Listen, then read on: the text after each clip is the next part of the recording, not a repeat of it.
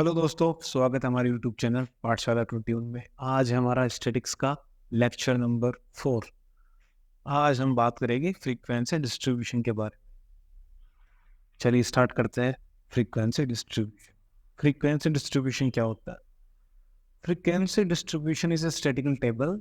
ये एक टेबल होती है which shows the values of the variables arrange in A order of magnitude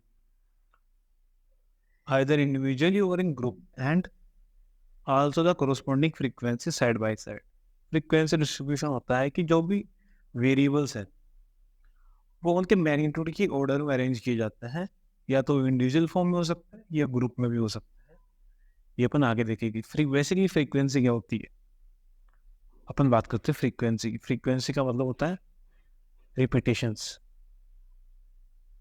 repetitions की कोई चीज कितनी बार रिपीट हुई, तो अपन बोल सकते हैं frequency of A value of the variable is the number of time it occur, number of time it occur in the series।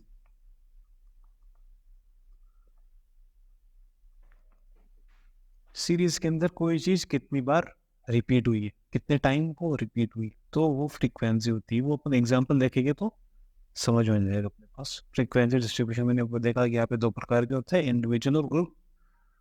तो सिंपल फ्रीक्वेंसी डिस्ट्रीब्यूशन देखते हैं, वो सिर्फ इंडिविजुअल वाला होता है। Simple frequency distribution shows the value of the variable individually। जब individual form में उसके आगे उसकी फ्रीक्वेंसी लिखी हो गया सिंपल फ्रीक्वेंसी, और ग्रुप मतलब एक ग्रुप इंटरवल रहता है, इंटरवल बना के उसे रिप्रेजेंट करे, तो वो हो गया group frequency distribution. Where group frequency distribution shows the value of the variable in the groups of interval. ये भी आपको देख के थोड़ा अटपटा लग रहा हो, लेकिन जैसे मैं एग्जांपल बताऊंगा आपको सब इजीली समझ में आ जाएगा। बस फ्रीक्वेंसी का आप ध्यान रखिए कि फ्रीक्वेंसी का मतलब होता है रिपीटिशंस, कि कोई चीज कितनी बार रिपीट हुई है। हिंदी में फ्रीक्वेंसी को शायद आवर्ती बोलते होंगे, आवर्ती, कंफर्म शायद आवर्ती बोलते फ्रीक्वेंसी। जैसे एग्जांपल देखते अपन सिंपल फ्रीक्वेंसी डिस्ट्रीब्यूशन का।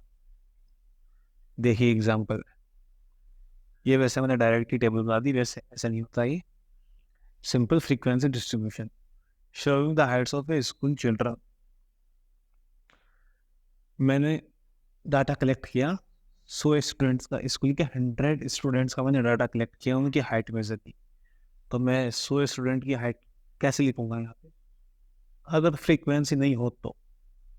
कि नंबर ऑफ चिल्ड्रन यहाँ पे फ्रीक्वेंसी, मैं लिखूंगा कि मैंने हाइट मेजर की, तो पहले स्टूडेंट की हाइट आई 60 इंच, दूसरे की आई 67, तीसरे की आई 63, चौथे की आई 64, पाँचवें स्टूडेंट की आई 66, छठे की आई 67, सातवें की आई 63, आठवें की आई 67। तो मैं ऐसे करके मैंने 100 स्टूडेंट्स की हाइट मेजर की, 100 तक चला गया मैं, ऐसे करके मैं हाइट मेजर की। तो ये काफी कॉम्प्लिकेटेड हो गया यहाँ पे, 100 स्टूडेंट्स की हाइट यहाँ पे लिखना कॉम्प्लिकेटेड हो गया है। तो ये डाटा ही ये, लेकिन ये रो डाटा है, ये है रो डाटा, नहीं कच्चा है अभी तक। ये बोल तो रो का मतलब वैसे कच्चा होता है, लेकिन कच्चा नहीं बोल सकते हम, रो डाटा है ये रो डाटा है। अपने को इसे अरेंज करना है, इनकी प्रेजेंटेशन करने से पहले इसे अरेंज करना होगा टेबुलेशन की फॉर्म में, जिसे बोलते हैं अपन ऑर्गेनाइज। तो अपन देख सकते हैं कि कोई टर्म्स बार बार रिपीट हो रही है। 67 यहाँ पे भी आ गया, यहाँ पे भी आ गया, यहाँ पे भी आ गया। तो मैं क्यों ना ऐसा लिख दूँ कि 67 उसकी फ्रीक्वेंसी लिख दूँ कि कितनी बार रिपीट हुआ, वो 3 बार रिपीट हुआ है। इन्हीं हो गया ना, 3 बार लिखने की मेरे को जरूरत नहीं पड़ी कि 67 को 3 बार लिखूं। तो मतलब अपने इस डाटा को कंप्रेस कर दिया। फ्रीक्वेंसी का काम क्या हो गया, कंप्रेस कर दिया, कंप्रेस कर दिया डाटा को। समझना भी इजी हो गया, इजीली अंडरस्टूड हो गया एक तो। ये काम है फ्रीक्वेंसी का। तो मैं इस पूरे डाटा को इस सिंपल टेबल के फॉर्म में लिख दूं, ये सिंपल फ्रीक्वेंसी डिस्ट्रीब्यूशन या frequency distribution. Large number of observation को कंडेंस करना या कंप्रेस करना।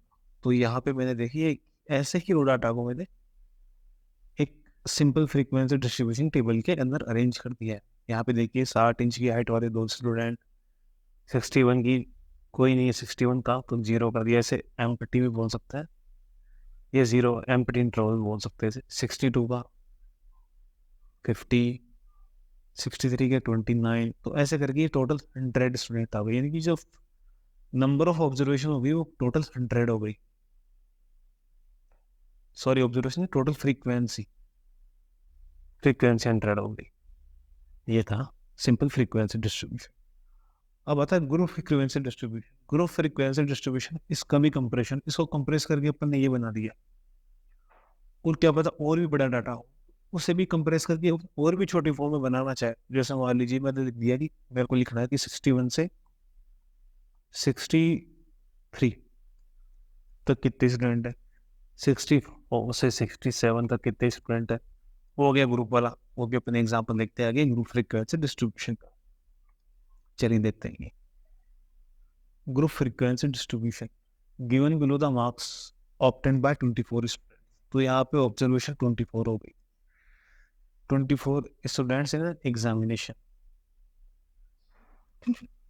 तो कुछ ये मार्क्स लिखा हुआ है यहाँ पे 24 स्टूडेंट का कि किसने कितने मार्क्स लाए, 80, 70, ये टोटल फ्रीक्वेंसी टोटल ऑब्जर्वेशन है ये 24। तो अपन इसको और भी कंप्रेशन फॉर्म में यानी कंडेंस फॉर्म में लिख देते हैं ग्रुप फ्रीक्वेंसी डिस्ट्रीब्यूशन। मैं ऐसे लिख सकता हूँ 10 से लेके 20 तक कितने स्टूडेंट है, यानी कि 10 मार्क्स से लेके 20 मार्क्स तक, यानी कि 10 to 20 है 4 फोर फ्रीक्वेंसी देख सकते हैं अपन।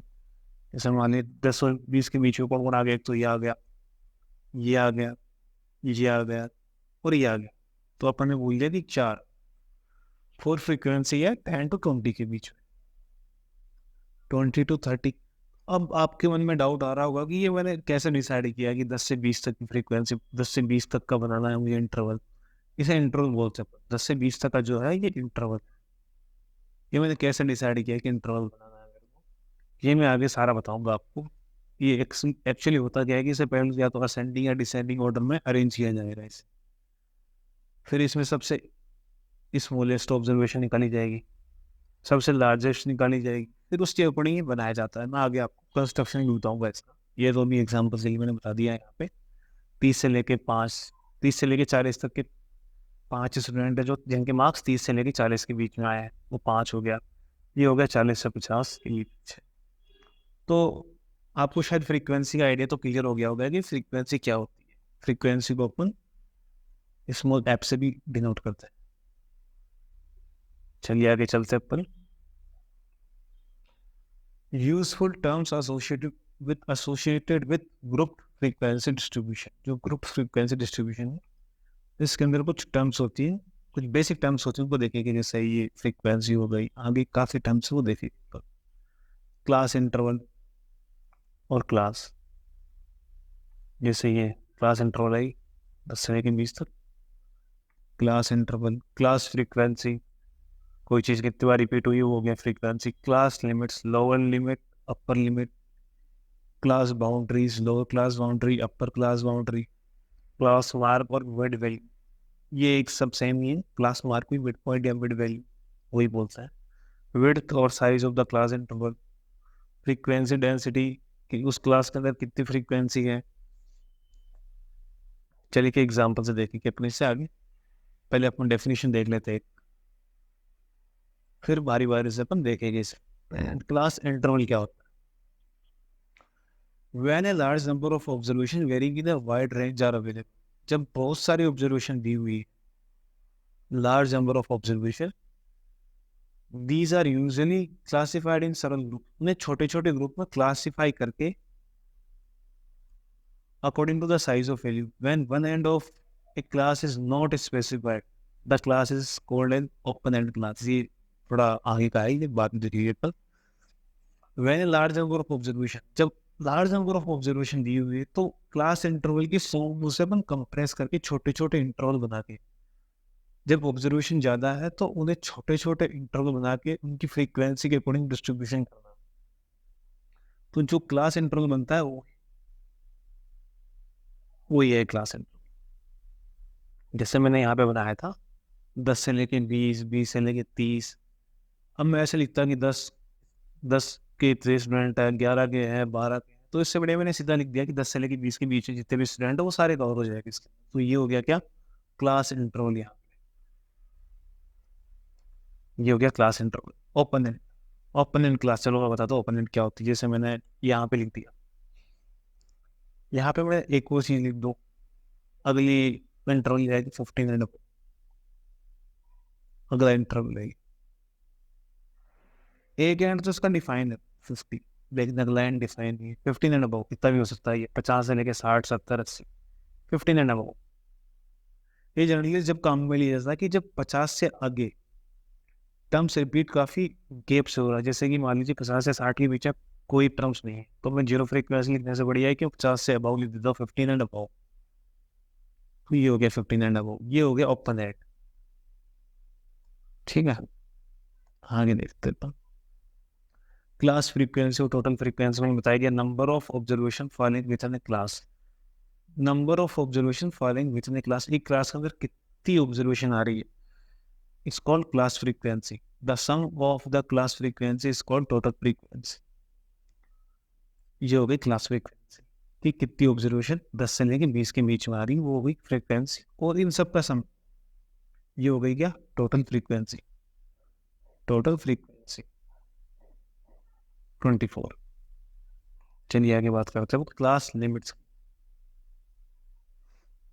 The two numbers used to the two number used to specify the limits of class is interval for the purpose of tailing the original observation into the various classes called class limit। चलिए आपसे को ये अपन exercise है जो अपन अभी complete करेंगे इसे। ये क्लास इंटरवल, ये दो लिमिट दी हुई है अपने को। ये बता रही है कि अपने 15 से लेके 19 तक का इंटरवल है, इसके बीच में कितनी ऑब्जर्वेशन। तो ये हो गई इसकी 15 क्या, अपर क्लास लिमिट, और 19 हो गई लोअर लिमिट। तो यही है, ये लोअर अपर, ये बाउंड्री का ही बाउंड्री, क्लास बाउंड्री का। ये भी अपन देखेंगे क्या है, लोअर क्लास लिमिट और अपर क्लास लिमिट एक पेयर है इनका। तो ये हो गया अपर क्लास लोअर क्लास, ये अपर ये लोअर, ये अपर ये लोअर, ये अपर लोअर अपर, ये है class intro, class limits we can say. अब बात करते हैं क्लास बाउंड्री।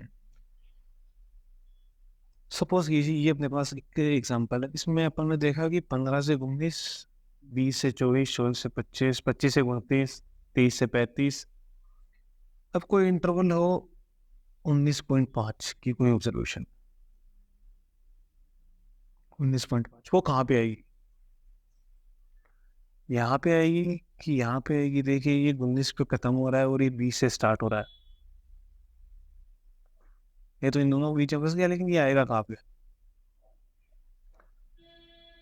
तो वही डिसाइड करने के लिए क्लास बाउंड्री दी हुई है अपने को कि इसे कौन सी, इसको कहाँ पे लेना है। एक्चुअली जो क्लास बाउंड्री होती है वो रियल लिमिट्स होती है इसकी, उसे भी कैलकुलेट करेगी क्लास बाउंड्री कहाँ से कहाँ तक होती है, वही है। These most extreme value which would ever be included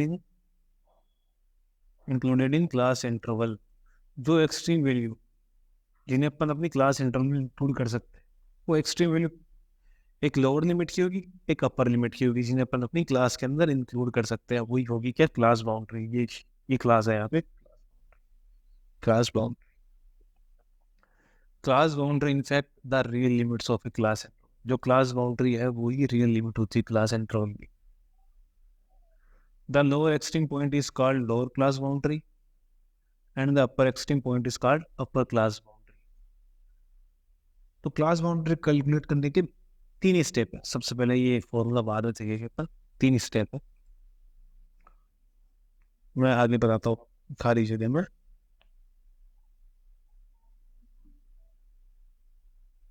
यहाँ पे देखिए class boundary,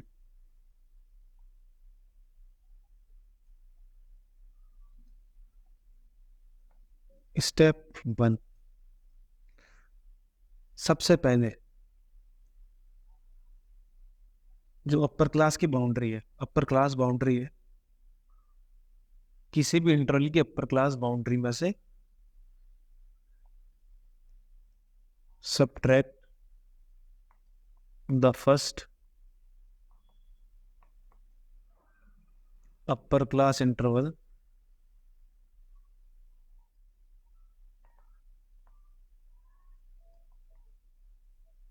from second lower class interval, lower class interval. सबसे पहले जो कोई भी इंटरवल है उसकी अपर क्लास में से जो उसकी नेक्स्ट इंटरवल है उसका लोअर क्लास सब्ट्रैक्ट करना है, सब्ट्रैक्ट यानी कि माइनस करना है। स्टेप 2, जो भी यहां से वैल्यू आएगी स्टेप 1 से उसे डिवाइड बाय 2 करना है, 2 से डिवाइड करना है, उसे डी बोलते हैं पर। स्टेप नंबर 3, फिर उसे अपने क्लास इंटरवल में अगर लोअर क्लास लिमिट है, लोअर क्लास लिमिट है तो उसमें से उस वैल्यू को जो स्टेप 2 से आएगी उसे माइनस करना है, और अपर क्लास लिमिट है तो उसमें उसे प्लस करना है। चलिए आगे देखते हैं अपन एग्जांपल से। ये है स्टेप नंबर 1, क्या बोल रहा है कि ये इंटरवल अपने पास, इसकी अपर क्लास बाउंड्री और उसके नेक्स्ट क्लास की लोअर क्लास बाउंड्री, ये यहाँ पे 19 है और नेक्स्ट में 20 है। तो सबसे पहले तो अपने को इसे 20, स्टेप 1 क्या है, 20 से 19 को सबट्रैक्ट करना, क्या है 1। स्टेप नंबर 2, इसे 2 से डिवाइड करना है, 1/2, क्या है 0.5।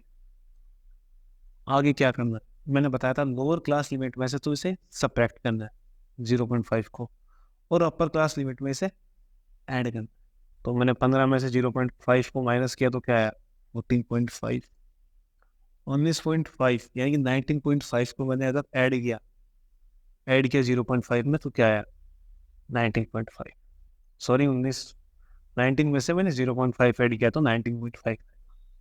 सेम आगे ऐसे ही सेम 20 में से 0.5 सब्ट्रैक्ट किया तो 19.5, 24 में ऐड किया तो 24.5, 25 में से 0.5 सब्ट्रैक्ट किया तो 24.5, 29 में ऐड करना है तो 29.5, ऐसे ही चलता रहेगा। तो ये 30 में से गया तो 29.5, आगे 34.5। ये काम तभी होगा जब इन सब इंटरवल के बीच में जो डिफरेंस होगा वो सेम होगा, ठीक है, उसका ध्यान रखना है अपने को। 34.5, 44.5, 44.5 और 59.5, ये हो गई इसकी class boundaries, lower class boundary और ये हो गई अपर क्लास बाउंड्री। हमेशा ये आगे अपन देखेंगे कि जो भी ये मैथमेटिकल टूल्स होते हैं, इसके मीन, मीडियन, मोड वगैरह, डिस्पर्सन जो भी है निकालना, कैलकुलेट करना हो तो हमें हमेशा क्लास बाउंड्री का ही यूज करना है, क्लास लिमिट्स का यूज नहीं करना अपने को, क्लास बाउंड्री का यूज करना है। ये क्लास लिमिट्स दे रखी है यहाँ पे, क्लास लिमिट्स ये अपन पता कर सकते हैं कि क्लास लिमिट है क्लास वो क्लास बाउंड्री है। जो क्लास बाउंड्री रहेगी उसकी अपर क्लास लिमिट अगले इंटरवल की लोअर क्लास लिमिट के इक्वल होगी।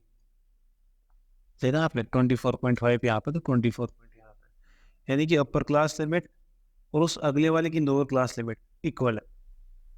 29.5 यहाँ पे है तो 29.5 यहाँ, ये अगर इक्वल दी हुई है तो इसका मतलब क्लास बाउंड्री है, क्लास बाउंड्री में डाटा दिया हुआ है तो उसे चेंज करने की जरूरत नहीं है, क्लास बाउंड्री में रखना है। यहाँ पे देखिए इक्वल नहीं है, 29 और यहाँ पे 29 और यहाँ पे 30 है, तो ये है class limit,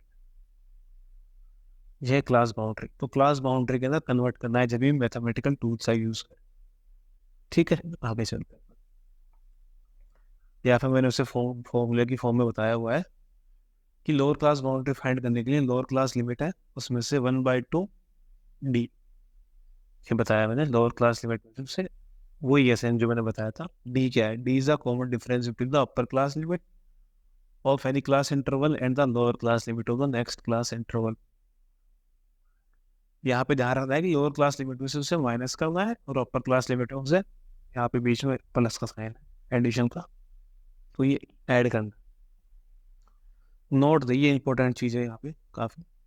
note that the upper boundary of any class coincides with the lower boundary of next class. जैसा कि मैंने बताया था कि बाउंड्रीज, क्लास बाउंड्रीज कोइंसाइड करती है, अपर class boundary lower class boundary के साथ कोइंसाइड करती है नेक्स्ट इंटरवल की। But upper limit of any class, upper limit of any class is different from lower limit of next class, ये अलग अलग होगी। ठीक है, आगे बात करते हैं क्लास मार्क।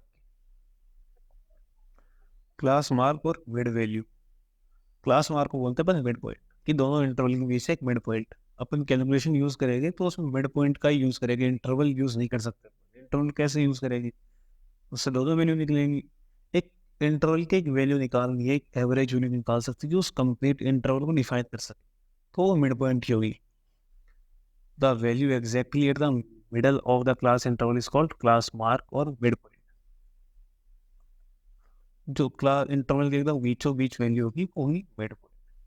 क्लास मार्क को कैलकुलेट करने का तरीका है lower class limit plus upper class limit divide by,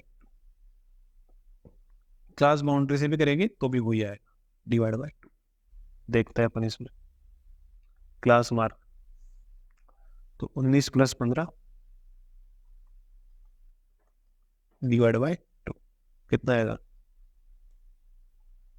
34 आएगा क्या? 34 डिवाइड बाय 2, ये क्या आ गया यहाँ पे? 70।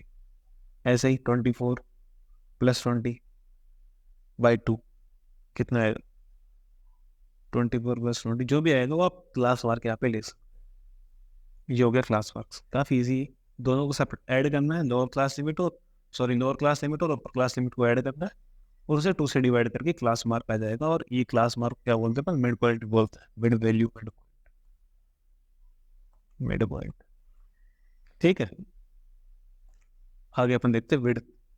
विड्थ और साइज ऑफ क्लास, मतलब कि अपने इंटरवल को कितना एक्सपेंड किया हुआ है, कितना फैला हुआ है।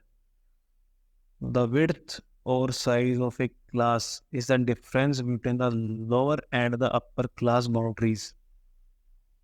यहाँ से ध्यान देना कि लोअर और अपर क्लास बाउंड्रीज का डिफरेंस है, ना कि इंटरवल का। ठीक है, ये ध्यान रखना ना, सॉरी लिमिट्स का डिफरेंस नहीं है, वो क्लास बाउंड्रीज का डिफरेंस है। विड्थ ऑफ ए क्लास, ये इसका फॉर्मूला है, ध्यान देना की चीज में। Width of a class is equal to upper class boundary minus lower class boundary. ये अपन बोल सकते हैं कि जैसे कि यहाँ पे देखते हैं 19.5 यानी कि अपर क्लास बाउंड्री है, ये लोअर क्लास बाउंड्री, इसमें से इसको सेपरेट किया तो हो गया क्लास विड्थ। ये एक तरीका है। एक तरीका और है, बिना विड्थ के, सॉरी बिना बाउंड्री के निकाल सकते हैं। जैसे अपने को क्लास लिमिट दी हुई है, तो अगर आप इस लोअर क्लास लिमिट में से इस लोअर क्लास लिमिट को निकालेंगे, यानी कि 20-5, जैसे मान लीजिए मुझे इसका निकालना है, तो इससे नेक्स्ट वाली जो लोअर क्लास लिमिट है, ठीक है, वहां के लोअर क्लास लिमिट से इस लोअर क्लास लिमिट को सब्ट्रैक्ट करेंगे तो 20-15 क्या आएगा? 5। यहाँ से ये इजी रहता है तरीका, जब दिया हुआ नहीं, जब इसका निकालना है 20 वाले का, 25-25, तो विड्थ 30-25 5 सेम ही आएगा। अगर आप क्लास बाउंड्री में अपर class boundary minus lower class boundary करेंगे तो भी सेम आएगा, और lower class limit minus lower class limit of previous class तो भी सेम आएगा। ही सेम 5 तभी अपन ने लगा दिया। क्लास मार्क मिड पॉइंट होगी। अब बात करते हैं अपन फ्रीक्वेंसी डेंसिटी। ये हो गई फ्रीक्वेंसी डेंसिटी। नेक्स्ट अपना frequency density of a class, it's frequency पर विड्थ। जो अपन ने विड्थ निकाली है उसकी एक विड्थ पे कितनी फ्रीक्वेंसी है, it shows the concentration of frequency in the class. ठीक है, ये इजी सा है तो concept. Frequency per unit width, एक यूनिट के अंदर कितनी फ्रीक्वेंसी दे रही है एक विड्थ के अंदर, यानी कि क्लास इंटरवल के अंदर कितना कंसंट्रेशन है फ्रीक्वेंसी, तो ये हो गया फ्रीक्वेंसी डेंसिटी। यहाँ पे। जैसे कैसे कैलकुलेट किया अपन ने इसको, फॉर्मूला देखा आपने, ये रहा फॉर्मूला इसका, क्लास ऑफ फ्रीक्वेंसी, उस इंटरवल के अंदर कितनी फ्रीक्वेंसी है और उसकी विड्थ क्या है, सिंपल सा है। कितनी फ्रीक्वेंसी है यहाँ पे, 37, 37 डिवाइड बाय विड्थ क्या है 5।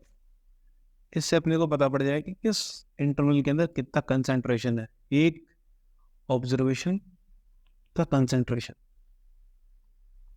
ये डेंसिटी आ गई है 7.4। ऐसे आगे अपन कैलकुलेट करेंगे 81 डिवाइड बाई 5, यहाँ पे इस वाले इंटरवल का कंसंट्रेशन पता पड़ जाएगा अपने को, तो ये आगे डिवाइड कर सकते हैं अपन, कैलकुलेशन करिएगा आप जरूर। और आगे आएगा अपना इतनी है 43/5, 24/5,